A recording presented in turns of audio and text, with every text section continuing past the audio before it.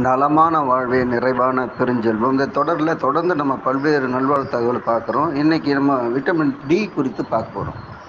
இந்த உலகத்திலேயே எந்த செலவும் இல்லாமல் இயற்கையாக இலவசமாக நமக்கு கிடைக்கக்கூடிய சத்து எதுன்னா விட்டமின் டி தான்.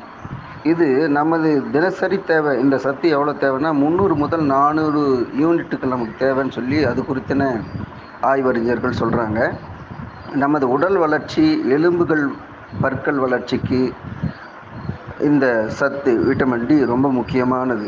அதே போல் இந்த சத்து தோல் மூலியமாகவே நீங்கள் சூரிய ஒளியில் நம்ம உடம்பு கிரகிச்சிக்கும். அந்த ஆற்றல் நமக்கு உண்டு. குறிப்பாக நீங்கள் காலையில் மணி 7:30லேருந்து 9 வரைக்கும், அதே போல் மாலையில் 4:30லேருந்து 6க்குள்ளே இந்த குறிப்பிட்ட நேரத்தில் நீங்கள் நடைப்பயிற்சியோ உடற்பயிற்சியோ நீங்கள் வெயில் உங்கள் உடம்புல படும்படியாக நீங்கள் செய்தீங்கன்னு சொன்னால் இந்த விட்டமின் டி சத்தை மிக எளிதாக நமது உடம்பு பெற்றுக்கொள்ளும். இதில் எந்த செலவும் நமக்கு இல்லை. இந்த நல்ல பழக்கத்தை நம்ம வழக்கப்படுத்தி கொண்டால் நம்மோடு நாள்தோறும் நல்வாழ்வு உறவாடும், நட்பு கொள்ளும். இந்த நல்ல தகவல் நாடெங்கும் பரவ எங்களது சேனலை சப்ஸ்கிரைப் பண்ணுங்கள், கமெண்ட் பண்ணுங்கள். அன்புடன் காஞ்சி முகிலன்.